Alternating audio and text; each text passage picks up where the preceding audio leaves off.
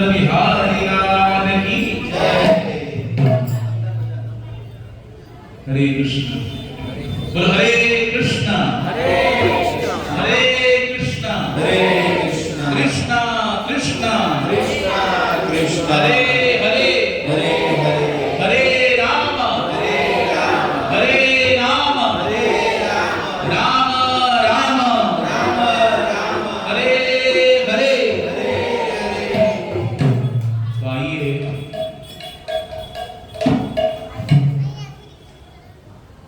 भगवान की जो अलादीनी शक्ति है, हमेशा भगवान से पहले उनकी शक्ति का नाम आता है। जैसे यहाँ पर विद्यमान है वो लक्ष्मी नारायण भगवान की, तो माता लक्ष्मी का स्थान पहले है, बाद में नारायण। उसी तरह पहले सीता महारानी का नाम आएगा, फिर राम जी। वो सीतारामचंद्र भगवान की, और फिर पहले राधा रानी का, उसके बाद ठाकुर जी का नाम। वो राधा रमण लाल की जय। तो राधा रानी की कृपा से ही ठाकुर जी का दर्शन सुलभ होता है। शक्ति के कारण ही शक्तिमान का जो कृपा है हम सबको प्राप्त होती है। इसलिए हम सभी भाग्यवान हैं जो इस कलयुग में जन्म लिए हैं, क्योंकि कलयुग केवल नाम आधारा सुमिर सुमिर नर उतरहि भव पार। इस कलयुग में भगवान ने इतना सुलभ कर दिया है अपने हरिनाम को। प्रभु जी ने कहा हरे कृष्ण कृष्ण कृष्ण हरे हरे हरे राम राम राम हरे हरे। नाम लेत भव सिंधु सुखाई। गोस्वामी तुलसीदास जी महाराज कहते हैं जो कलयुग में भगवान का हरिनाम लेगा, ये भवसागर उसके लिए क्या हो जाएगा, सूख जाएगा। अगर जल से भरा जलाशय हो, समुद्र हो, हम उसको पार कर सकते हैं क्या? पैदल पार कर सकते नहीं ना, अपने बल से पार नहीं कर सकते। लेकिन अगर वो सूख जाए तो आराम से पार कर सकते हैं, नहीं कर सकते। तो गोस्वामी तुलसीदास जी कहते हैं नाम लेत भव सिंधु सुखाई। जैसे भगवान का नाम लेंगे हरे कृष्ण कृष्ण कृष्ण हरे हरे हरे राम राम राम हरे हरे, वैसे ही भवसागर सूख जाएगा। हम आराम से भवसागर को पार करके प्रभु के धाम में जा सकते। इसलिए दो प्रकार के मार्गों का शास्त्र में वर्णन किया। एक है प्रिय मार्ग और दूसरा है श्रेय मार्ग। प्रिय मार्ग ऐसा होता है जो आरंभ में बड़ा सुखदायी लगता है, लेकिन उसका परिणाम जो है वो कैसे होगा, कष्टप्रद होगा। लेकिन दूसरा एक श्रेय मार्ग है। श्रेय मार्ग कैसा होता है, उसका आरंभ जो है बड़ा कष्टप्रद होगा, तपस्या में होगा, लेकिन उसका जो परिणाम है, रिजल्ट है, बड़ा सुखदायी होगा।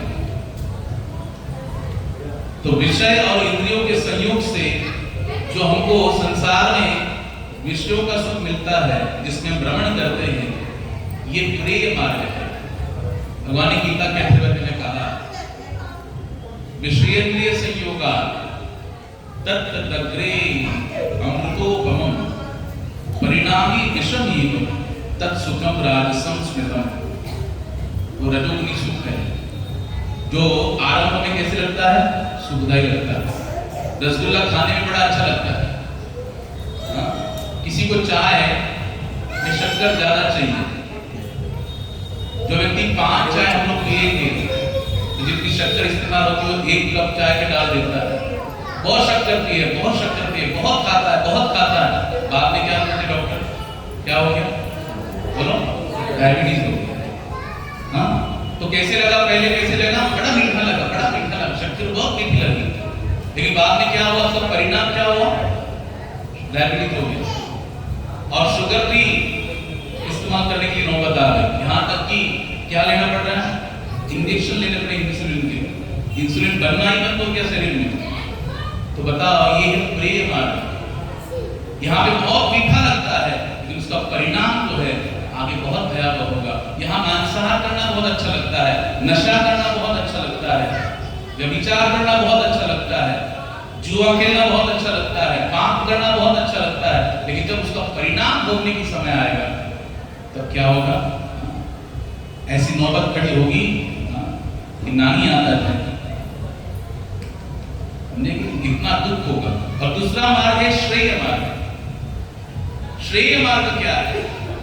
जो आरंभ में तपस्यामय होता है लेकिन उसका परिणाम जो है सुखदायी होगा, अमृतमय होगा, और वो है परमार्थ का मार्ग। यह हरि चिंतन का मार्ग, हरिनाम संकीर्तन का मार्ग, हरि भक्ति का मार्ग, लक्ष्मी नारायण की भक्ति का मार्ग। ये कैसा है? श्रेय। ये हमारे लिए श्रेयस्कर है, कल्याणप्रद है। ये प्रारंभ में बड़ा कष्टदायी लगता है, ज्यादा किसी को अच्छा लगता नहीं है, लेकिन अगर कोई आ जाए जो अपने हित के लिए जागृत रहता है, वो व्यक्ति ही इस मार्ग में आ सकता है। हित किसमें है हमारा? भगवान का भजन करने में। ये मनुष्य दे दिया ना, कबीरदास जी बोलते हैं, जननी जने तो भक्त जने। ध्यान से सुनो, केवल 3 पुत्रों को माता ने, किसी भी माता ने 3 पुत्रों को जन्म देना चाहिए। जननी जने तो भक्त जने, या दाता या शूर। एक तो किसी माता ने अगर पुत्र को जन्म दिया तो भक्त को जन्म देना चाहिए, नहीं तो किसी दानशूर दाता को जन्म देना चाहिए, या फिर किसी शूरवीर को जन्म देना चाहिए। नहीं तो जननी बांध रहे, मत गमायो नूर। कबीरदास जी क्या, अगर भक्त को जन्म नहीं दे सकती, या किसी दानशूर व्यक्ति को जन्म नहीं दे सकती, या किसी शूरवीर को जन्म नहीं दे सकती, कबीरदास जी कहते हैं नहीं तो जननी बांध रहे, वो बांध रहे भी चलेगा, लेकिन अगर इन तीनों के अलावा किसी को जन्म दे रही है, इसलिए देखो, पुन्नाहो नरकाद्यस्मात् त्रायते पितरम स्मृतम। हाँ, कौन पितरों को, अपने बुजुर्गों को, अपने जो बड़े बुजुर्ग होते हैं, जो गुजर गए, उनका उद्धार कौन कर सकता है? पुण्य नामक नरक है, उससे वही पुत्र उनका उद्धार कर सकता है जो सात्विक हो, जो भगवान का भक्त हो, या दानशूर हो, या शूरवीर हो। वो अपने कर्म से अपने पितरों का उद्धार कर सकता है। इसलिए श्रेयस्कर मार्ग जो होता है उसको पालन करने वाले बहुत कम लोग हैं इस संसार में। हमेशा जागरूक रहना चाहिए। अगर हम जगे हुए नहीं हैं, सोए हुए हैं, तो हमारा नुकसान होगा। खास करके सत्संग में आते हैं, हाँ, यहाँ पे बड़ा रिलैक्स मिलता है, तो यहीं पे झपकी मार देते हैं। दिन भर काम करेंगे तो भी झपकी नहीं आएगी, लेकिन यहाँ पे आके यहीं पे रात्रि के 12 बज जाते हैं, लेकिन सोने का टाइमिंग हो जाता है। क्यों ऐसा होता है? क्योंकि निद्रा आलस्य प्रमादोत्तम तत्काम सुधारितम। कृष्ण गीता के 18वें अध्याय में कह रहे हैं ये तामसी सुख है। नींद, निद्रा, आलस्य, प्रमाद, ये तामसी सुख है। लेकिन सात्विक सुख क्या है? जो निरंतर भगवान नाम के संकीर्तन में लगा है, जो भगवान की कथा में ध्यान लगा के सुनता है और नाम संकीर्तन में ताली बजाता है, महामंत्र गाता है, हरे कृष्ण कृष्ण कृष्ण हरे हरे, हरे राम राम राम हरे हरे। जगना बहुत इंपॉर्टेंट है। एक बार भगवान ने सुभद्रा जी को बुलाया, भगवान की बहन को, कृष्ण की बहन का नाम क्या है? सुभद्रा को बुलाया। तब सुभद्रा किसकी पत्नी है? अर्जुन की। और तभी गर्भधारण की, गर्भवती थी। उस समय उसके उदर में कौन थे? अभिमन्यु। और सुभद्रा माता को भगवान श्री कृष्ण युद्ध की नीतियां समझा रहे थे। युद्ध में नाना प्रकार के चक्रव्यूह होते हैं जो शत्रु द्वारा लगाए जाते हैं, उसको भेदन करने की कला सिखा रहे थे। और सबसे भेदन करना, कैसे अंदर प्रवेश करना, कैसे शत्रु को मारते मारते अंदर जाना और वहां पर विजय को हासिल करना, ये सिखा रहे थे, ये बता रहे थे ठाकुर जी। और फिर ऐसे सुनते सुनते सुभद्रा माता सो गई। अंदर जाना तो पता लग गया, क्योंकि गर्भ में कौन थे? बोलो, अभिमन्यु। शास्त्र में कहा गया, भागवत के 3 स्कंद में कपिल भगवान देवकी माता को कहते हैं, जब कोई भी गर्भ, कोई भी भ्रूण अपने माता की गर्भ में 7वें महीने को धारण करता है, तब उसके सारे अंग प्रत्यंग विकसित हो जाते हैं, पूरा शरीर विकसित हो जाता है। और माता जो धारण करती है उसका उसका डायरेक्टली इफेक्ट उस बच्चे को पड़ता है। तो भगवान श्री कृष्ण सुभद्रा मैया को सब बता रहे थे कैसे चक्रव्यूह में घुसना है। तब तक सुभद्रा माता जगी हुई थी, लेकिन सुनते सुनते उनको भी क्या आ गई, निद्रा। आप तो जगे हैं, उनको निद्रा आ गई, निद्रा में सो गई। और जैसे अंदर उसे जब बाहर बताने की कैसे चक्रव्यूह से निकलना है ये बताने के समय था, माता सुभद्रा सो गई। तो अंदर अभिमन्यु को भी वो ज्ञान प्राप्त, बोलो हाँ, तो उसका परिणाम क्या हुआ। द्रोणाचार्य ने महाभारत में चक्रव्यूह की रचना की। जयद्रथ ने अर्जुन को दूर लेके गया और उस चक्रव्यूह में कौन प्रवेश करेगा, तब अभिमन्यु प्रवेश हो गया। उसको ज्ञान था कैसे घुसना है, लेकिन निकलना कैसे है ये उसे ज्ञान था। क्यों? क्योंकि उसकी मां क्या हो गई थी, बोलो सो गई। और सोने के कारण वो ज्ञान से वंचित हो गया और उसी कारण उसका क्या हो गया, प्राणांत हो गया, मर गया, उसका वध हो गया। तो बताओ जगना आवश्यक है कि हाँ, जगना आवश्यक है। इसलिए सारे संत कहते जीव जागो, जीव जागो, गोरा चांद बोले। अरे जागो, कब जागोगे? उठ चाल मुसाफिर, घोर भई अब रैन कहां जो सोवत है। जो सोवत है सो खोवत है, जो जागत है सोई पावत है। जाग मुसाफिर घोर भई अब रैन कहां जो सोवत। हम सोए हुए हैं माया के अंधकार के ज्ञान के अंधकार में, लेकिन हमें जगना पड़ेगा, क्योंकि जगेंगे नहीं तो अभिमन्यु के जैसे मारे जाएंगे। इसलिए जगना आवश्यक है। तो ये श्रेष्ठ मार्ग है, ये जो भक्ति का मार्ग है, ये जो सत्संग का मार्ग है, ये तो हरि कीर्तन का मार्ग है, ये क्या है, श्रेष्ठ मार्ग है। यहाँ पर हम जगते हैं, हम किस लिए आए हैं, देखो ध्यान से सुनो। गोस्वामी तुलसीदास जी कहते हैं बड़े भाग मानुष तन पावा, सुर दुर्लभ सब ग्रंथ नीनावा। अरे बड़े भाग्य से मनुष्य तन मिला, ये देवताओं को दुर्लभ, सब ग्रंथ ने इसकी सराहा है।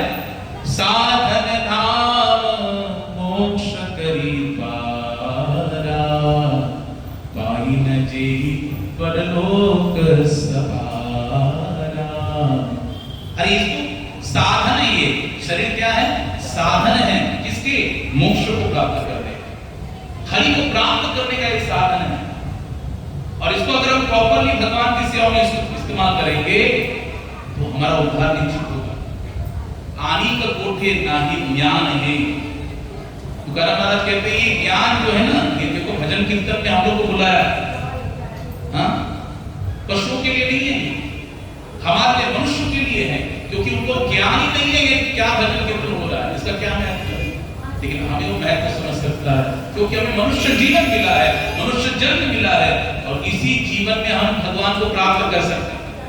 और ये प्राप्त करने के लिए मनुष्य जीवन मिला है, अन्य किसी चीजों के लिए नहीं मिला। इसलिए श्रेष्ठ मार्ग है जीवन रहते जग जाओ, जीवन रहते जग जाओ, उस हरि के नाम को धारण करो, अपनी जीवा पर धारण करो। श्रील प्रभुपाद जी कहते हैं, जब हम कहते हरे कृष्ण कृष्ण कृष्ण हरे हरे, हरे राम राम राम, तब राधा कृष्ण स्वयं हमारी जीवा पर नाचते हैं। क्या करते हैं, राधा कृष्ण स्वयं हमारी जीवा पे डांस करते हैं।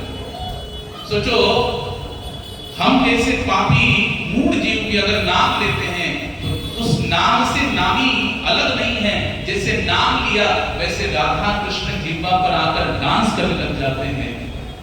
तो अगर हम निरंतर नाम लेंगे तो उन राधा कृष्ण का हमें दर्शन नहीं होगा क्या, उनकी प्राप्ति नहीं होगी क्या? हाँ, उस प्रेम की प्राप्ति के लिए, भगवत प्राप्ति के लिए मनुष्य जो मिला है, लेकिन हम इसे व्यर्थ के कार्य में चलाएंगे तो निश्चित रूप से हमारा क्या होगा, अधःपतन। हमें घोर नरक की यातना भोगनी पड़ेगी। इसलिए देखो, तीन प्रकार के लोग होते हैं, ध्यान से सुनना। किसी को अपना हित समझ में आता है कि इसमें मेरा भला है, लेकिन करता नहीं है। किसी को अपना हित भी समझता नहीं है, मेरा भला किसने भी नहीं समझता और करने की इच्छा भी नहीं। और कोई ऐसे होते हैं जिनको अपना भला समझ में आता है कि मेरी भलाई इसमें है और करने के लिए तो उद्यत होते हैं। ये तीन प्रकार के लोग समाज में। पहले प्रकार के लोग तामसी लोग हैं, जो मांसाहार, नशापान, अन्य घृणित कार्य करते, पाप कर्म करते रहते हैं, उसी में अपना जीवन बिताते रहते हैं। उनको मनुष्य जीवन में इसका महत्व नहीं समझा, जगे भी नहीं और इसके लिए एक प्रयास भी नहीं किया, भगवान का भजन भी नहीं किया, ऐसे ही बोला पाप कर्म करते हुए कहां जाएंगे? जगन्य प्रवृत्ति स्थापना भोग नरक में जाएंगे। दूसरे लोग वो होते हैं जिनको महत्व तो समझ में आया लेकिन करते नहीं। जगत को तो बहुत बताते हैं कि स्वयं आचरण नहीं करते। ऐसे लोग राजसी स्वभाव के हैं, वो मध्य विष्णु राजसा इस मृत्युलोक में जन्म लेते हैं। लेकिन कुछ ऐसे लोग होते हैं जो सात्विक होते हैं, जिनको समझ में आया ये मनुष्य जीवन कितना इंपॉर्टेंट है, इसका क्या महत्व है और किस लिए मिला है। हरि के भजन के लिए मिला है और वो हरि के भजन में उसको लगा देता है, हरि की सेवा में, हरि भक्ति में लगा देता है, तो उसका उद्धार हो जाता है, भगवत धाम की प्राप्ति करता है। नहीं उसके संग में जो भी आ जाते हैं वो भी भगवान का भजन करने लग जाते हैं। हरे कृष्णा कृष्णा कृष्णा हरे हरे, हरे राम राम राम। और ऐसा अगर पुत्र, ऐसा कोई भक्त किसी कुल खानदान में पैदा हो जाए तो उस कुल खानदान को धन्यता प्राप्त हो जाती है। मैंने कहा ना, पुण्यम नरका तस्मात् त्रायते पितरम स्मृतः। शास्त्र कह रहा है वो ऐसा कोई भक्त पुत्र, अगर कोई सात्विक पुत्र किस कुल में पैदा हो जाए तो उस कुल के जितने भी पितर है सबका उद्धारक बन जाता है। देखो एक मुनि थे, उनका नाम था और, क्या नाम था? और मुनि ने एक राजा को बताया, सगर राजा, उनको कहा कि आप अश्वमेध यज्ञ करो। अश्वमेध यज्ञ किया गया। अश्वमेध यज्ञ में क्या छोड़ा जाता है? घोड़ा छोड़ा जाता है और उसके पीछे उसने अपने 60,000 पुत्रों को लगा दिया, जाओ घोड़े को संभालो। लेकिन घोड़ा इंद्र ने चोरी किया और जाके कपिल मुनि के आश्रम में बांधा। कहां पे कपिल मुनि का आश्रम? गंगा सागर की, वहां पे कपिल मुनि के आश्रम में बांध दिया इंद्र ने चुरा के। 60,000 सगर के पुत्र गए और देखा कि घोड़ा हमारा वहां पे बंधा है, किसी मुनि ने चुराया है, और जाके उसको पकड़ लिया। और कपिल मुनि ध्यानस्थ थे, उन पर आक्रमण करने लगे। तभी उनकी आंखें खुल गई और क्रोधाग्नि में उनके सगर के 60,000 पुत्र वहीं पे भस्म हो गए। इतना समय हो गया, पुत्र आए नहीं घोड़ा लेकर। तो सगर राजा चिंतित हुआ, अपने जो नातू था ना, पोता अंशुमान, उसको भेज दिया, जाओ उनके लिए क्या था। अंशुमान गए तो देखा कपिल मुनि के आश्रम में गए, वहां पे ऐसे राख का ढेर पड़ा है। कपिल मुनि को पूछा, कपिल मुनि कहते हैं कि ये तुम्हारे ही वंशज है। सगर के 60,000 पुत्र, इन्होंने ऐसा ऐसा अपराध किया, क्रोधाग्नि में भस्म हो गए। तो बोले कैसे उद्धार होगा? बोले गंगा जी का स्पर्श होगा तब जाके उद्धार। तो तपस्या किया अंशुमान ने, गंगा जी प्रसन्न नहीं हुई। उनके पुत्र दिलीप ने तपस्या किया, गंगा जी प्रसन्न नहीं हुई। फिर दिलीप के पुत्र भगीरथ ने तपस्या किया, तब जाके गंगा जी प्रसन्न हुई।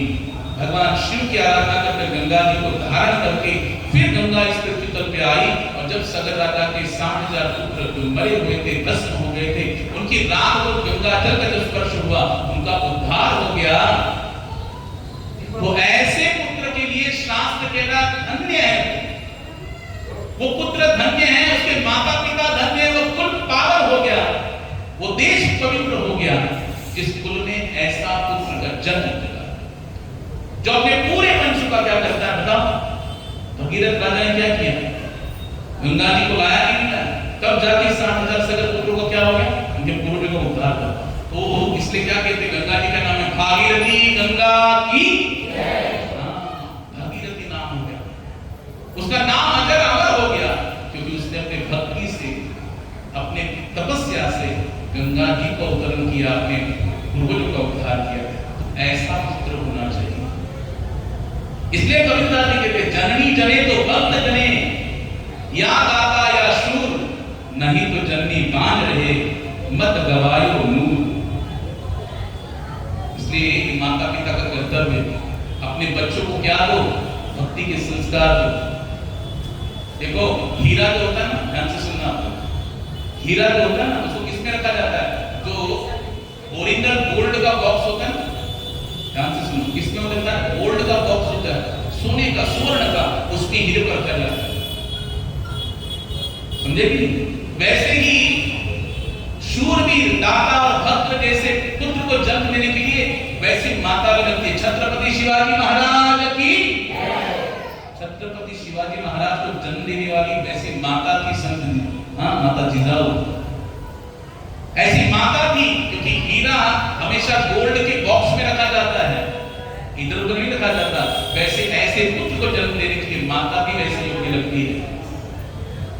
इसलिए माता पिता तो धन्यता प्रदान कर रहे हैं। शास्त्र कह रहे ऐसा पुत्र जिस घर में जन्म लेगा उसका कुल पावन है, पवित्र है माता पिता, क्योंकि ऐसे पुत्र को जन्म दिया। इसलिए हमारा उत्तरदायित्व बनता है, हम कलयुग में अवतरित हुए, हम हमारे उद्धार के लिए प्रयास करेंगे तो हमारे साथ हमारे पूर्वजों का भी क्या होगा? बोलो, उद्धार होगा कि? हम लोग पितृ पक्ष में बहुत अन्नदान करते हैं, बहुत तर्पण करते, श्राद्ध तर्पण, गया में जाके श्राद्ध तर्पण करते, लेकिन वास्तविक तर्पण क्या है?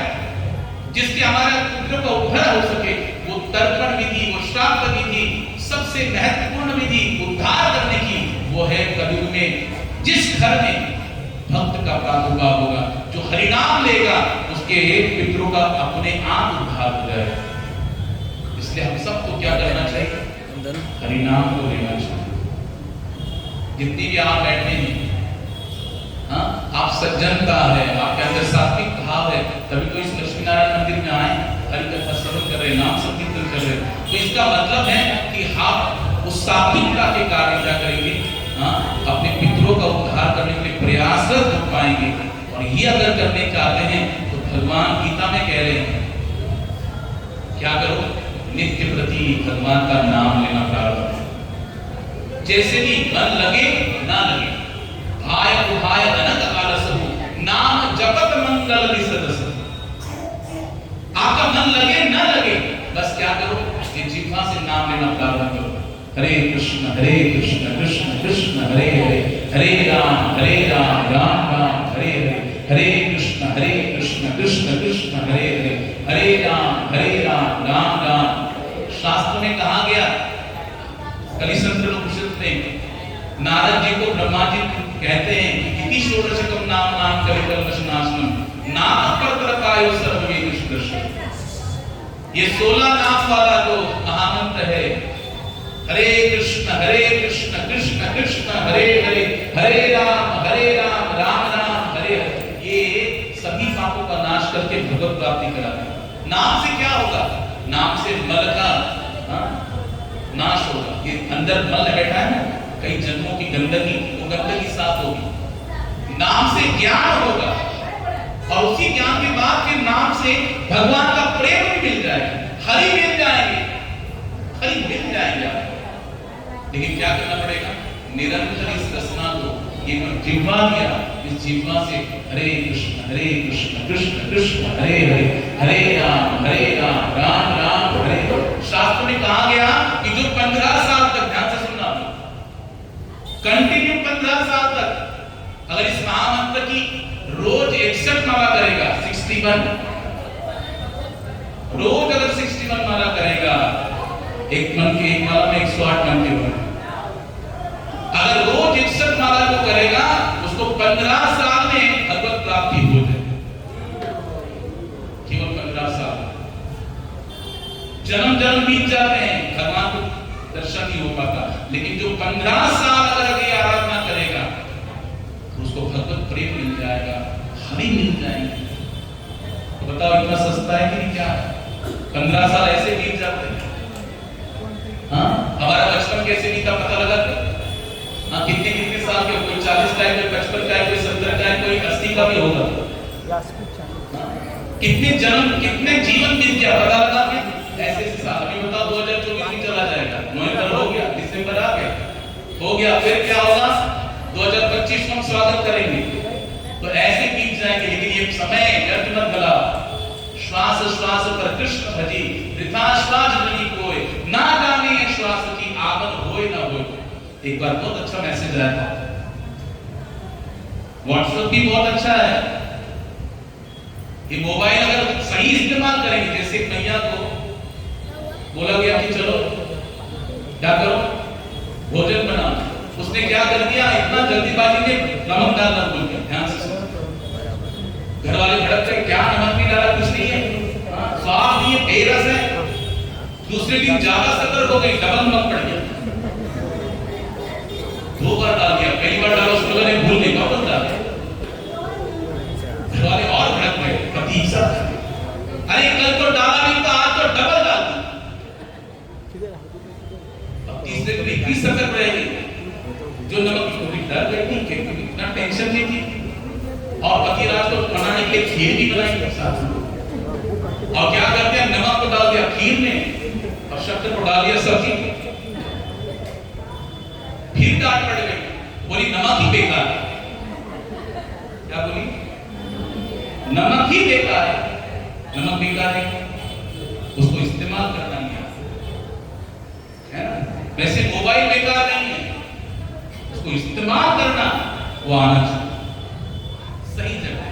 व्हाट्सएप एक मैसेज, कबीरदास जी अपने गुरु नानक देव जी अपने 2 शिष्यों के साथ थे, एक को पूछा बताओ जिंदगी कितनी महत्वपूर्ण है, जिंदगी का कब तक है, कितना समय रहेगा जिंदगी का।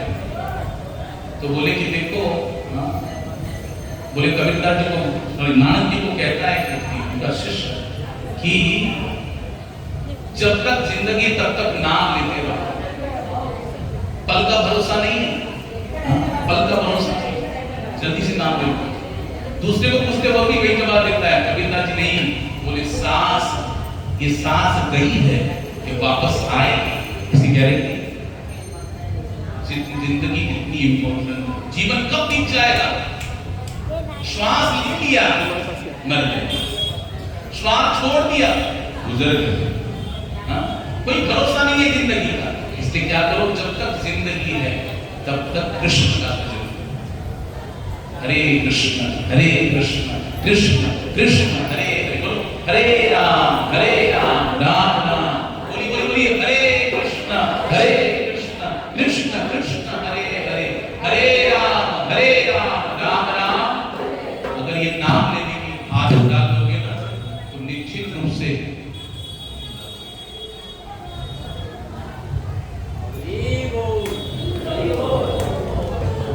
अगर ये नाम लेने की आदत डालोगे तो निश्चित रूप से आपको क्या मिलेगा, भगवान के धाम की प्राप्ति होगी। आइए, मैंने अभी कहा था कि शक्ति जो होती है वो शक्तिमान से आगे चलती है, उसका नाम पहले आता है। इसलिए हमारी राधा रानी